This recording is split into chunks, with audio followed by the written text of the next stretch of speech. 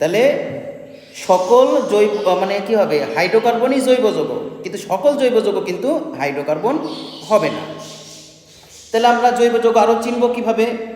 যদি কার্বন সাথে এইচপি মানে hydrogen, phosphorus, sulphur, oxygen, nitrogen এবং হ্যালোজেন থাকে। এক্স মানে হ্যালোজেন, এক্সের মধ্যে আছে ফ্লোরিন, ক্লোরিন, ব্রোমিন, আয়োডিন। যদি কোনো কার্বনের সাথে এই মৌলগুলো থাকে তবেই তাকে আমরা বলবো জৈব যৌগ। তাহলে যেই যৌগের মধ্যে শুধু হাইড্রোকার্বন আছে তাকে আমরা বলবো হাইড্রোকার্বন, আর যেই যৌগের মধ্যে কার্বন হাইড্রোজেন ব্যতীত কোন মৌলগুলো, যে কোনো মৌল নয় কিন্তু, hydrogen, phosphorus, sulphur, oxygen, nitrogen, শর্টকাটে মুখস্থ করবে কার্বনের সাথে এইচপি প্লাস হ্যালোজেন, এক্স মানে হ্যালোজেনের প্রতীক। তাহলে আমরা এখান থেকে জৈব যৌগও দেখতে পেলাম, হাইড্রোকার্বনও দেখতে পেলাম। আসো তারপরে এবার দেখো লেখা আছে জীবাশ্ম জ্বালানি 11.1। এই যে জীবাশ্ম জ্বালানি, মূলত জ্বালানিটা দুই ধরনের হয়ে থাকে। জ্বালানিটা মূলত দুই ধরনের হয়ে থাকে। একটা হয়ে থাকে জীবাশ্ম জ্বালানি, আর আরেকটা হয়ে থাকে জৈব জ্বালানি, যাকে বলা, একটাকে বলা ফসিল ফিউয়েল, আর আরেকটা হলো বায়োফিউয়েল। এখন ফসিল ফিউয়েলটা কি, জীবাশ্ম জ্বালানিটা কি? জীবাশ্ম জ্বালানি হলো গাছপালা, প্রাণী, এটা যখন পচে যায় তখন এখান থেকে কয়লা, তারপরে তোমার পেট্রোলিয়াম জাতীয় পদার্থ পাওয়া যায়, এগুলো হলো জীবাশ্ম জ্বালানি। আর জীবাশ্ম জ্বালানিটা প্রাকৃতিকভাবে তৈরি হয়, এটা মজুদ একসময় শেষ হয়ে যেতে পারে। আর জৈব জ্বালানি এটা তৈরি করা যায়, যেমন অ্যালকোহল, ইথানল,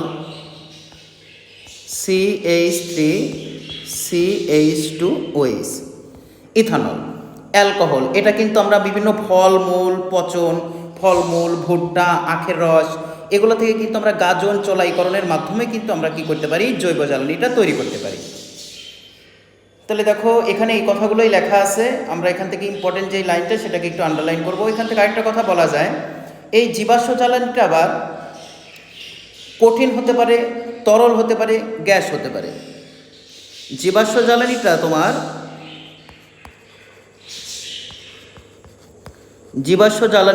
তোমার কঠিন হতে পারে, কঠিন যেমন কি কয়লা।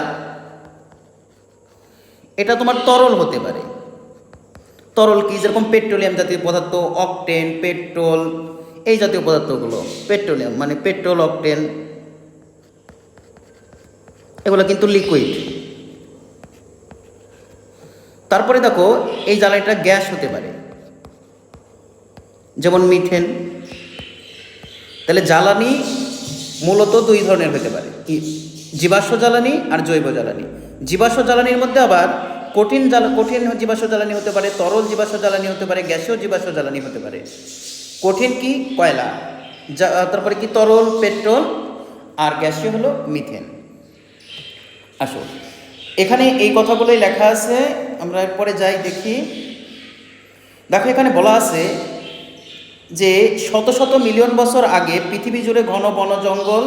আচ্ছা এখানে দেখো জলজ উদ্ভিদ, ফাইটোপ্লাঙ্কটন, জুপ্লাঙ্কটন, মানে যখন কোনো প্রাণী পচে যায় তার দেহাবশেষ থেকে পাওয়া যায় তোমার পেট্রোলিয়াম জাতীয় পদার্থ, মানে প্রাণী, যখন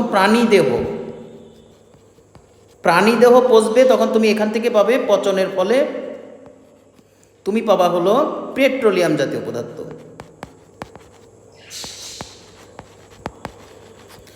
আর যখন উদ্ভিদ দেহ পচে যাবে তখন তুমি পাবে কয়লা জাতীয় পদার্থ। তাহলে এখানে এই কথাগুলোই লেখা আছে যে ফাইটোপ্লাঙ্কটন, জুপ্লাঙ্কটন। আচ্ছা তারপরে আসো আমরা দেখি, এখানে বলা আছে দেখো ফাইটোপ্লাঙ্কটন, জুপ্লাঙ্কটন মৃত প্রাণীর দেহবাস থেকে পেট্রোলিয়াম সৃষ্টি হয়। আচ্ছা, এবং বলিছে পেট্রোলিয়াম আর প্রাকৃতিক গ্যাসটা একই সাথে থাকে, মানে যেই খনিতে পেট্রোলিয়াম জাতীয় পদার্থ পাওয়া যায় সেখানে কিন্তু কি পাওয়া যায়, প্রাকৃতিক গ্যাস। আর প্রাকৃতিক গ্যাস কি, প্রাকৃতিক গ্যাস কিন্তু মনে রাখবা